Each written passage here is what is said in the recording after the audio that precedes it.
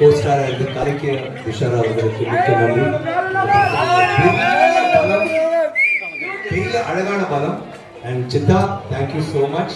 இந்த மாதிரி ஒரு அருமையான படம், ஒரு கதாபாத்திரத்தை காட்டாமையே அந்த கதாபாத்திரத்தை வச்சு ஒரு மையமா ஒரு படமே பண்ணி அதை வந்து நம்ம எல்லாரும் ஊக்க வச்சாரு. அது வந்து ரொம்ப கஷ்டம். நம்ம வந்து ஒரு கதாபாத்திரத்தை காமிச்சு, அவன் பண்ற கஷ்டத்தை காமிச்சு, அவன் அடிக்கிறத காமிச்சு, அதெல்லாம் காட்டாம நம்மளாலேயே இமேஜின் பண்ண வச்சாரு. மையமா